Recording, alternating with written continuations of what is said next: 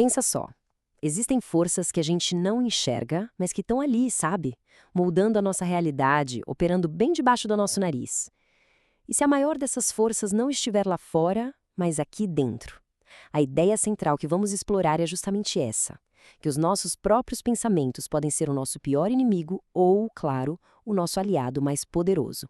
E essa citação aqui ela é perfeita. Ela nos dá a imagem principal de tudo isso. O nosso subconsciente é como se fosse uma fábrica. É a linha de produção da nossa vida. E o mais impressionante, essa fábrica não questiona nada. Ela não julga os projetos que chegam. Ela simplesmente produz. Com uma precisão que chega a ser assustadora. Bom, e de onde vem tudo isso?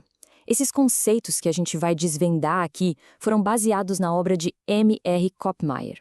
Ele foi um cara que passou a vida inteira estudando a psicologia da motivação. Então é com base no trabalho dele que a gente vai construir todo esse raciocínio. Ok, então o nosso roteiro para hoje vai ser este aqui. A gente vai entender o perigoso projeto da mente, a anatomia do medo, como conquistar o medo através da ação. Vamos ver um guia de venenos mentais e, por fim, como se tornar mestre da própria mente. Vamos começar pelo começo, claro. Como é que a gente constrói a nossa própria realidade? Então, vamos lá. A primeira coisa, e talvez a mais importante para entender, é que essa nossa fábrica, a mente subconsciente, ela não tem senso de humor, ela não julga, não faz piada, ela simplesmente pega os projetos que a mente consciente manda e, bom, começa a produzir. Simples assim. E que projetos são esses? São as chamadas imagens mentais. E olha, isso aqui não é só ficar sonhando acordado, não. São instruções diretas. Pensa nelas como ordens de produção, de verdade, para essa fábrica interna super poderosa, que, aliás, não para nunca, trabalha 24 horas por dia. Para a gente ver o perigo que isso pode ter, vamos pegar um exemplo bem prático. É a história de um executivo, um cara de sucesso, que parecia ter a vida ganha. Só que ele deixou um único pensamento negativo entrar, e isso foi o começo de um ciclo completamente destrutivo. E olha só que interessante essa progressão. É quase uma receita de desastre, né? Tudo começa com o medo de perder o emprego. Daí a mente começa a criar as imagens mentais do fracasso. O subconsciente, a nossa fábrica, recebe esses projetos e começa a trabalhar neles. O resultado? A preocupação aumenta, a pessoa fica mais irritável, o desempenho cai e, no fim, aquilo que era só um medo vira realidade. Vira uma profecia que se cumpre sozinha. Esse ciclo todo nos leva direto pro tema do medo. E o medo, gente, é talvez o veneno mental mais poderoso que existe. E a principal consequência dele é uma coisa que o autor chama de padrão de retraimento.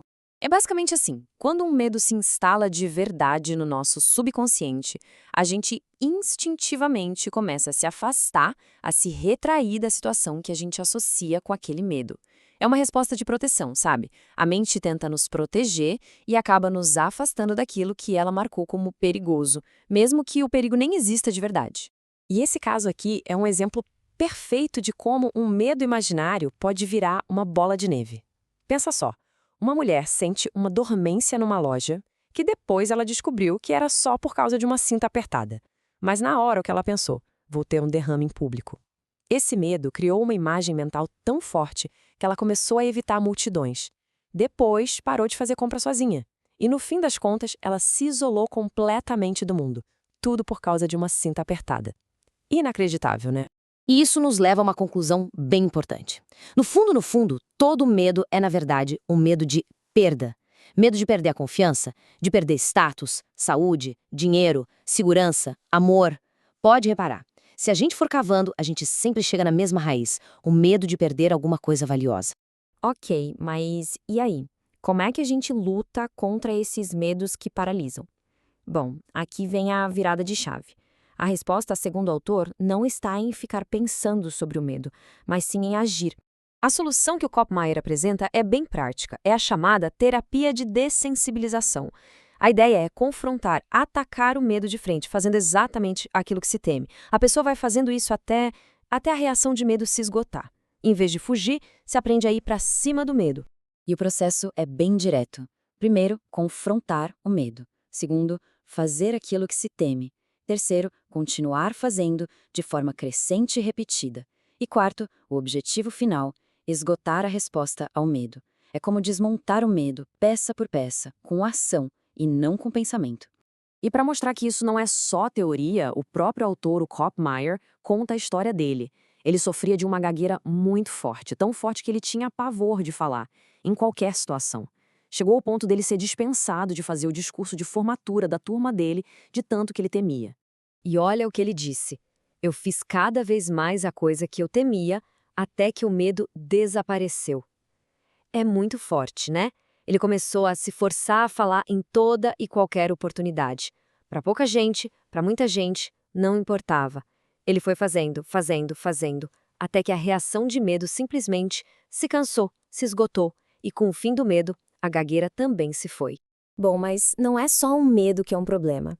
Existem outras toxinas mentais que a gente precisa evitar. E é por isso que essa parte é sobre como desenvolver uma boa higiene mental.